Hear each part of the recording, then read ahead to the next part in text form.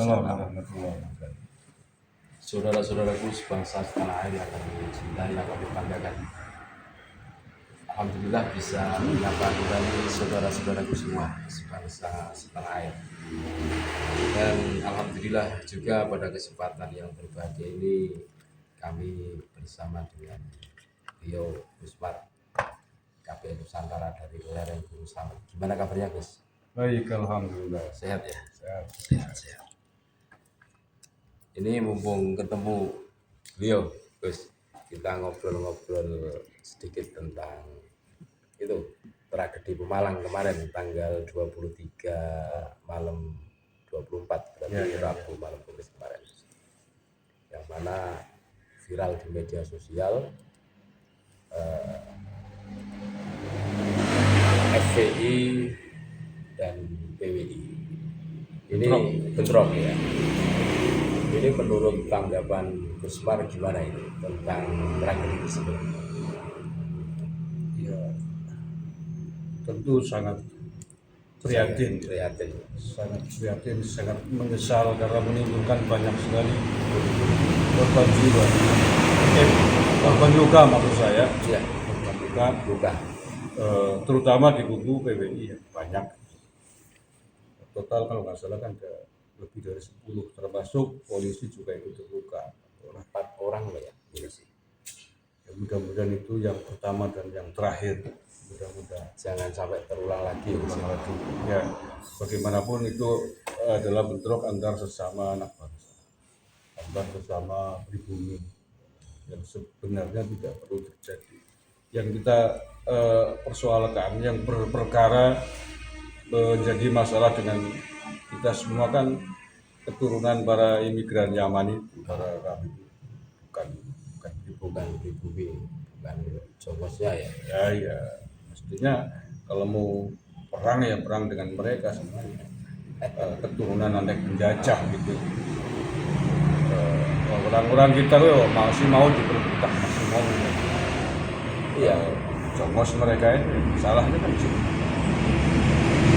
Maka aparat keamanan menurut saya harus cepat mengusut provokator. Ya, dalangnya siapa ini? Dalangnya dan menjadi yang teror justru akan tersebut.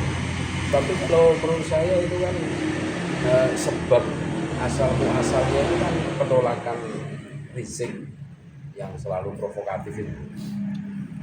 Ya, Rizik kan ditolak tidak hanya di Pemalang, ya, di banyak wilayah, banyak daerah di Indonesia ditolak, termasuk di Banyumas kita sendiri juga menolak. Mengapa ditolak ya semua orang tahu lah, ya itu pentolan pimpinan ormas yang sudah dilarang oleh negara.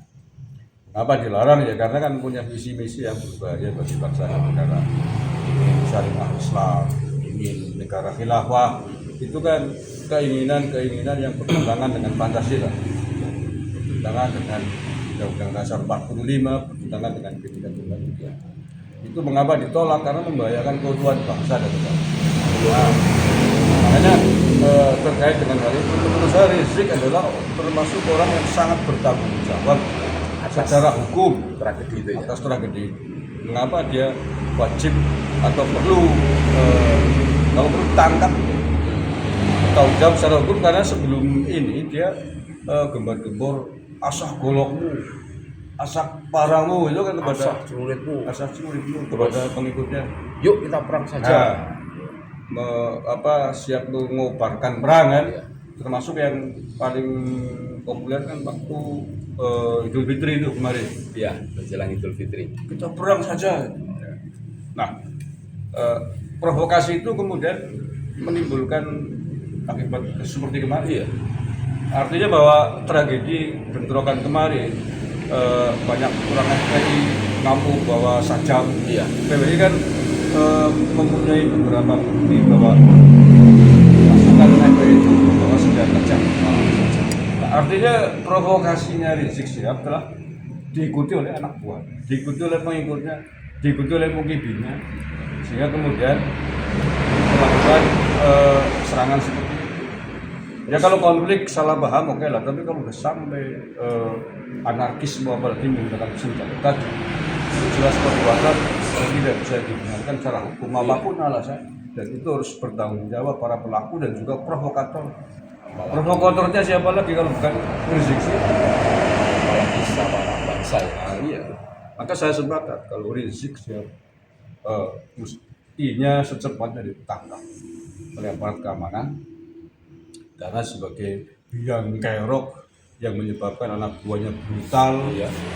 semangat perang, pakai senjata tajam, mengeluarkan yaitu kayak celurit apa itu kan sesuai dengan perintah provokasinya pimpinannya, jadi Rizik Syihab itu wasapulumu, wasabedamu, jihad, takbir. Nah, itu dia.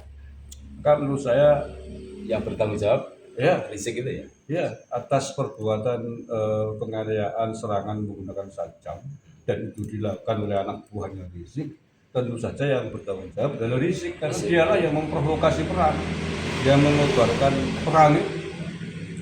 Berarti benar apa yang disampaikan Allah yarham Gus Dur dulu.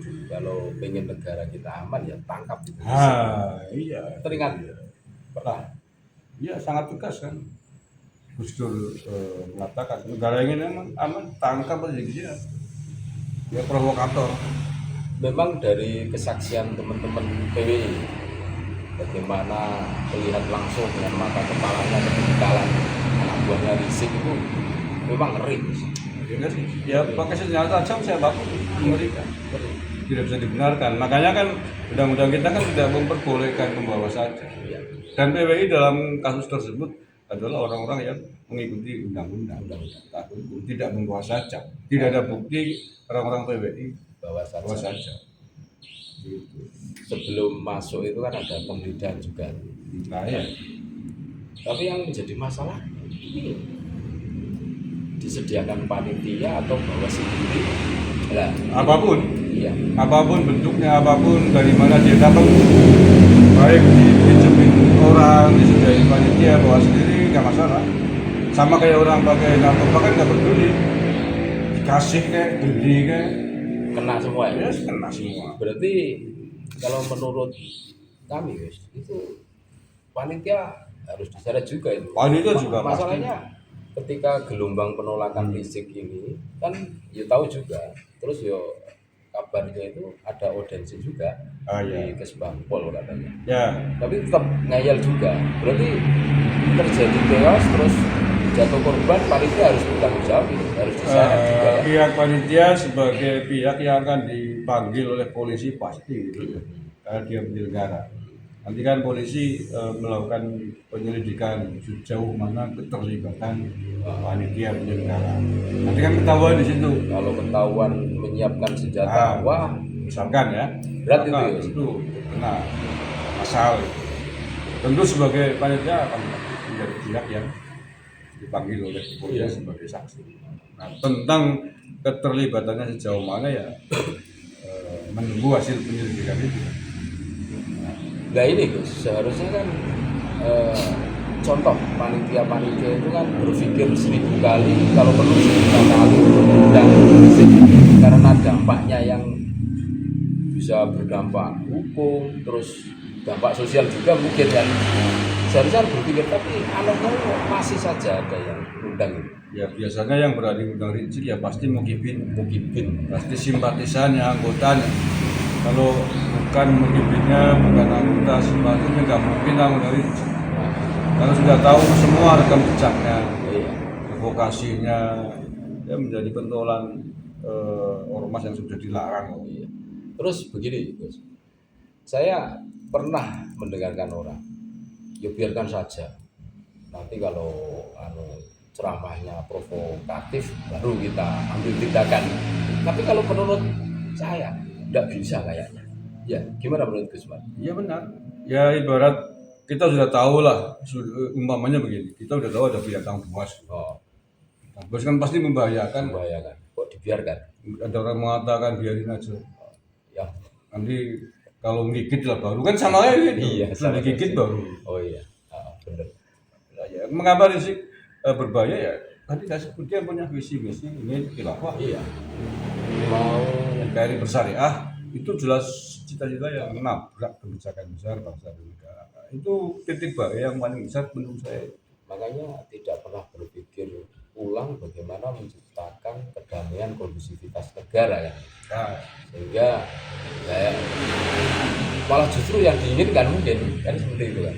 Wah, ya selain itu tadi provokasi mengobarkan perang, sudah caci maki. Lah siapa sih tokoh bangsa, pemimpin bangsa, baik tokoh pemimpin agama maupun negara yang berseberangan dia yang luput dari caci makinya siapa sih? ya, Tidak ada. Pak Jokowi ya presiden loh. Itu dihinakan dengan kata-kata kasar joroknya. Gus Dur Gus Dur ya. Wah, buta-butakan mata mata hati. hati. Ye saya takdir. Wah, ngeri mau. Blok-blokan. Dan itu tidak hanya Rizik yang melakukan itu, hampir banyak sekali klan-klan Balawi yang melakukan hal yang sama. Ini kurang ajar mereka, keturunan imigran pengungsi dari Yaman, kurang ajar di negeri kita. Makanya ditolak kita hai. Ibarat pendatang baru tapi tidak tahu malu ini. Nah, Oke Gus, ada pesan-pesan yang mau disampaikan kepada saudara-saudara kami? ya pesan saya, polisi harus cepat menangkap Rizik Sihab menurut saya. Langsung saja langsung. Karena Intelektual itu. fakta bukti di lapangan itu terjadi ketika Rizik Sihab melakukan tak berubah. Satu, yang kedua, yang memprovokasi perang kepada narkoba siapa lagi? Enggak. Sudah terbukti makan korban provokasi dengan saja. Menurut saya secepatnya ditangkap Rizik Sihab, bertanggung jawab secara hukum agar nanti tidak terjadi lagi di tempat yang lain, di tempat berbeda. Dan kalau kita ada bicara ulama kan banyak kasus kekerasan dilakukan oleh pasukan dari Rizik Sihab. Iya, bukan 1 kali 2 kali, sering kali ya Gus. Saya kira itu. Iya, terima kasih Gus atas obrolannya pada malam hari ini. Mudah-mudahan bermanfaat, menyadarkan kita semua. Tapi yang jelas tugas kita sebagai warga negara yang baik adalah menjaga kondusivitas keamanan negara yang kita cintai, NKRI, rumah kita bersama. Terima kasih Gus, tetap semangat, tetap NKRI harga mati. Wassalamualaikum warahmatullahi wabarakatuh. Waalaikumsalam warahmatullahi wabarakatuh.